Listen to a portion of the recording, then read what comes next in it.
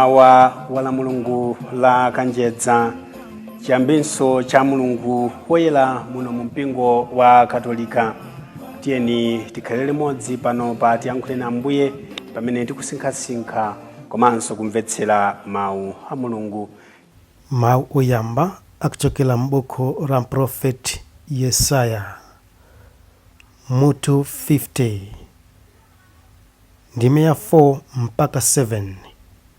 Amene akutiwerengera mawu oyamba ndi Caroline Chintenga, wophunzira pa Catholic University of Malawi mu Archdiocese ya Blantyre.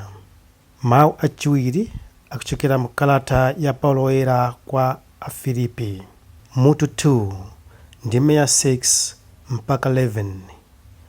Amene akutiwerengera mawu achiwiri ndi Faith Chilambe, wophunzira pa Catholic University of Malawi mu Archdiocese ya Blantyre. Mawu a mthenga wabwino akuchokera mthenga wabwino wa Mariko Woyera. Mariko mutu wa 11 ndime ya 1 kulekera 10. Muli ndine bambo Anatole Welemu Komboni Missionaries. Tiyeni tipempherere limodzi. Mneneri Yesaya anali atalengezeratu kuti mpulumutsi adzasauka ndi kuzunzidwa kwambiri pofuna kuwombola anthu ake. Mawu oyamba. Mawu a m'buku la mneneri Yesaya. Ambuye chauta adaphunzitsa zoyenera kunena, kuti ndidziwe mawu olimbisa mtima anthu ofowoka. Mawu mulimonse amandidzutsa, amandithwetsa makutu anga kuti ndimve, monga amachitira amene akuphunzira. Ambuye chauta adandisekula makutu, ndipo sindidawanyoze kapena kuwapandukira. Ndidapereka msana wanga kwa ondimenya, ndiponso masaya anga kwa ondimwetula ndevu. Sindinawabisire nkhope ondinyoza ndi ondithira malovu. Koma kunyoza kwawo sindivutika nako, chifukwa Ambuye chauta amandithandiza. N'chifukwa chake adalimbitsa nkhope yanga ngati mwala. Ndikudziwa kuti sadzandichititsa manyazi. Mawu a Ambuye. Yesu adadzichepesa kotheratu navomera kufera pa mtanda chifukwa chokhulupirira Atate ake ndiponso chifukwa chotikonda anthufe. Mulungu adamkweza kopambana, natsikimiza kuti iye ndiyedi Ambuye, pomuukitsa kwa akufa. Mawu achiwiri. Mawu a mkalata ya Paulo Woyera kwa Afilipi. Yesu Khristu anali nawo Mulungu chikhalire, komabe sadayese kuti kulingana ndi Mulungu ndi chinthu choti achigwiritse, koma adadzitsitsa kotheratu pakudzitengera umphawi wa akapolo ndi kukhala munthu wonga anthu onse. Ndipo pamene adali munthu choncho adadzichepetsa, nakhala omvera mpaka imfa yake ya pamtanda. Chifukwa cha chimenechi Mulungu adamkweza kopambana, nampatsa dzina lopambana dzina lililonse. Adachita zimenezi kuti zinthu zonse zakumwamba, zapansi pano, ndiponso zapansi pa dziko zidzagwade pansi ndi kuchitira ulemu dzina la Yesu, ndipo onse adzavomere kuti Yesu Khristu ndiye Ambuye, kulemekeza Mulungu Atate. Mawu a Ambuye.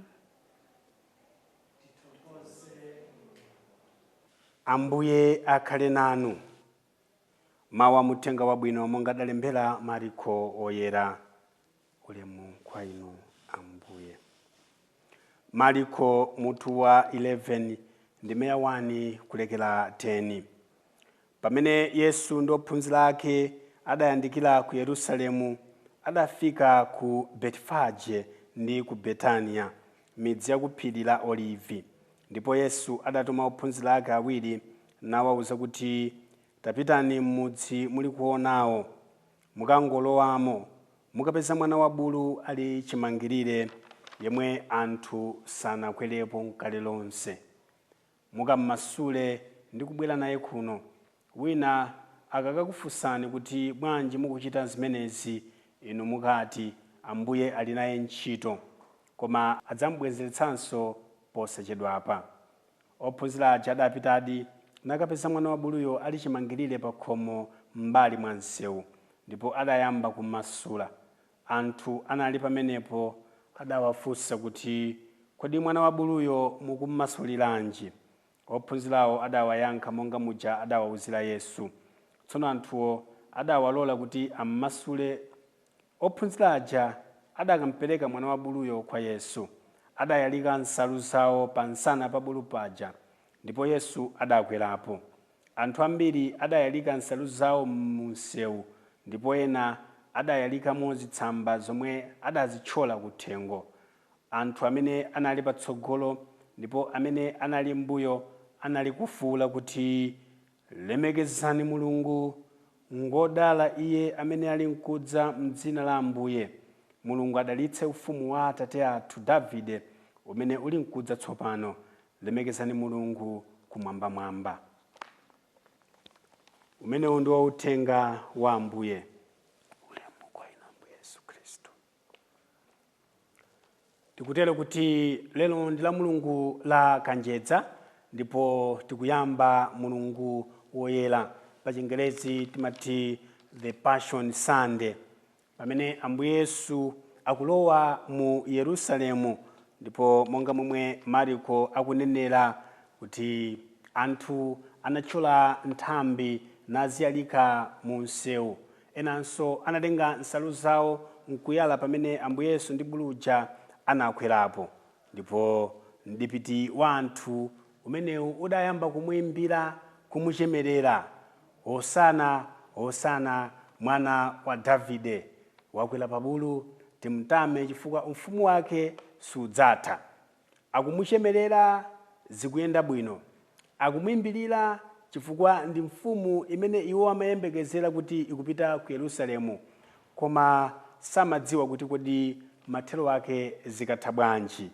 Pamene Ambuye Yesu amakalowa mu Yerusalemu, pamene anakagwidwa nthawi yozunzika kuti iyambe, mbali ina yachigulu chija chimachemerera kuti Ambuye ndinu nokha, Ambuye tili mbali yanu mwana wa Davide.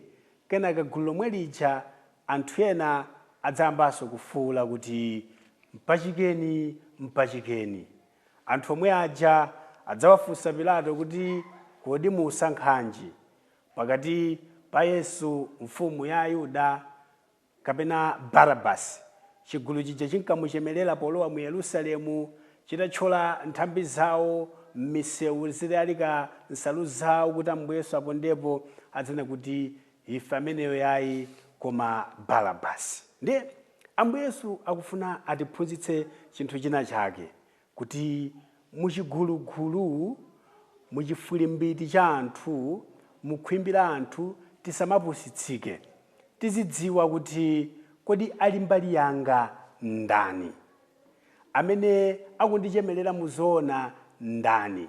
Chifukwa ena amatichemerera pamene zikungoyenda, koma zikayamba kuti zasiya kutiyendera, pamene ndalama zatithera, anthu aja amatithawa, anthu aja amapita kutali. Ndiye tione kuti muchikhamu chimenechi cha anthu analipo anthu mwina magulu atatu, titha kunena choncho panopa, amene adali pambali ya Ambuye Yesu nthawi zonse. Oyamba anali amayi Mariya, amene nthawi yakuzunzika kwa mwana wake anali naye pamodzi, komanso nthawi yakukwatija kukana Ambuye Yesu anali ndi Mariya komweko. Ndipo Ambuye Yesu anawuza amayi kuti nthawi yanga sinakwane inde, koma madzi amenewa asanduka ndithu vinyo. Amayi Mariya pansi pa mtanda anali ndi ophunzira amene ankankonda, amene ndi Yohane.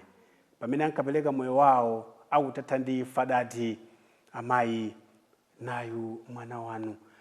Komanso adamuwuza ophunzira uja kuti ophunzira nawa amayi ako. Sadapusitsike ndi chigulu. ena nkati tamandani tamandani mwana wa Davide, koma pa mtanda paja anatsalira anthu owerengeka, ndipo ena amene angowatchula ndi amenewa kuti sadamutaye Ambuye Yesu.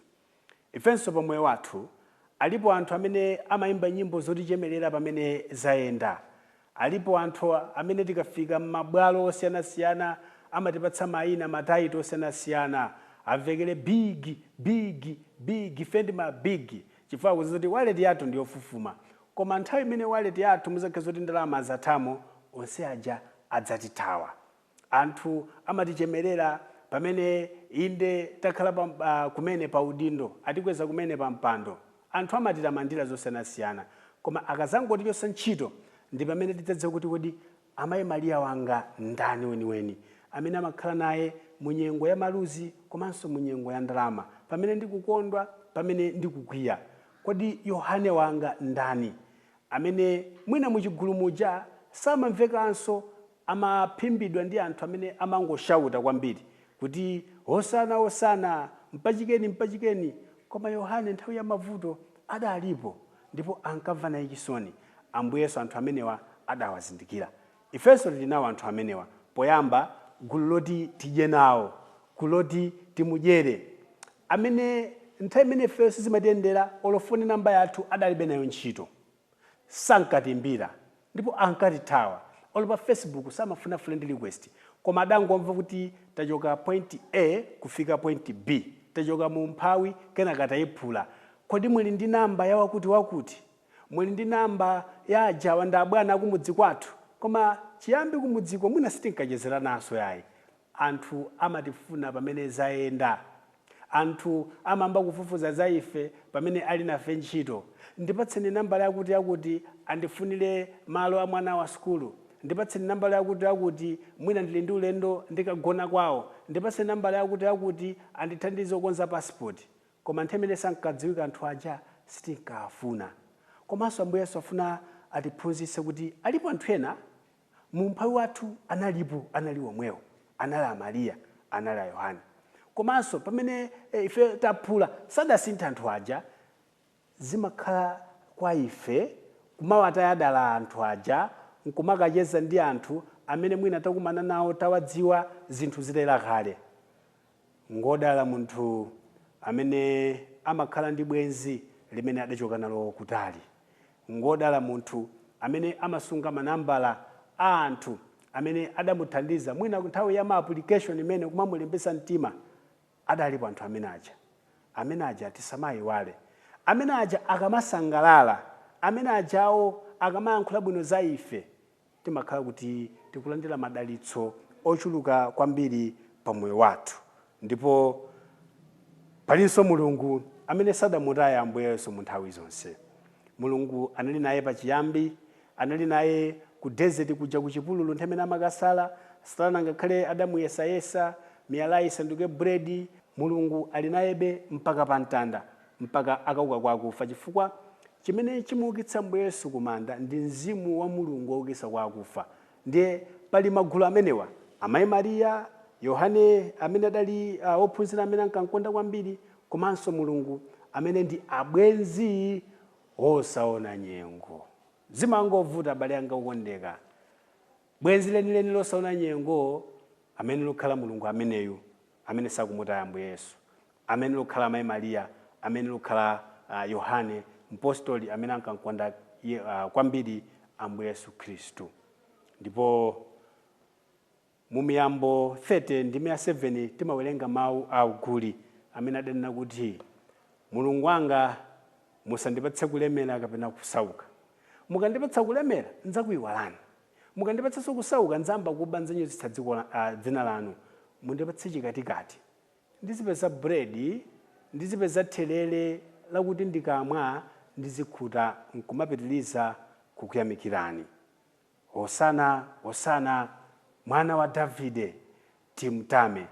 Kodi amene akujama ya ine mondibera ndani, amene akuimba foni yanga kawiri kawiri motandibere ndani. Kodi ndi bwenzi lenileni? Kodi amene akundivutitsa, amene amandipempha bando, amene amandipempha ndalama, amene amandivutisa, amene amabwera pa khomo panga, ndi amene ndidasauka naye. Amene ndidasauka nawo aja ali kuti? Kwambiri amene timawathawa munyengo ifeyo zikayenda amakhala makolo athu. Makolo athu amene adatiphunzitsa sukulu movutikira kwambiri. Makolo athu amene adatiphunzitsa sukulu pophika kachasu. Makolo athu amene amatiperekeza ku sukulu kuyenda wapansi kuti tiseve transport. Kenaka tikayiphula makolo aja olo 5,000 osamatumizira. Amene amativutitsa ndi munthu woti wangobadwa kwawoko mwinanso kasileyi wini umpatsa 5,000 yo kumaderera. Pamene makolo athu akalementini amayi wanga kuwapatsa 2,000 amagwada, mwana wanga Mulungu akudalitse. Inuyo mabig in town mukapereka 10,000 kaya ndi apitsa kaya ndi akusaluni mwina amaderera. Koma munthu woti olo pa sukulu yanu sadapange kalikonse, olo ma application sadakuthandizeni, secondary school kumene munkakaphunzira sakudziwa, zoti munkatenga chimanga chokazinga sakudziwa, kumpatsa 50,000 akuderera. Akuti koma iyi kakwana nanga ikapita ku saluni, komanso ndifuna ndipange ma nails. 50,000 yomweyo tapasani anabengo, anaphungwako, kwa gwengwe, kwa kangunda. Ayamikira amene ndi abwenzi amene samatitaya, ndipo olo tisawapatse. Mwina sinaguliro fertilizer, koma amatitchulabe kuti mwana wanga. Pamene ujayu ngati sitimpititsa ku saluni, ngati sadya pizza, ngati safuna dress la Pasaka, ndikutanena kuti usake wina ine ayi. Bwenzi lanu losauna nyengo ndiye liti. Pamene Ambuye Yesu akuzindikira abwenzi enieni, ifeso tizindikire makamaka mayi athu, makamaka makolo athu, achibale athu. Adera aja ndalama imene amaderera yomweyo kuti tapatse abale athu akayamikira akatidalitsa. Ambuye Yesu atiperekeze Mulungu menewu woyera, Mulungu menewu pamene akuzunzika kotheratu, ndipo kuti akatiukitse kwa kufa ndi makhalidwe abwino omakumbukira makwerero amene tidagwiritsa ntchito kuti tifike pamene tidafikapo. Ambuye atidalitse, atipatse zosowa mmoyo wathu. Mu dzina la Atate ndi la Mwana ndi la Mzimu Woyera. Amen.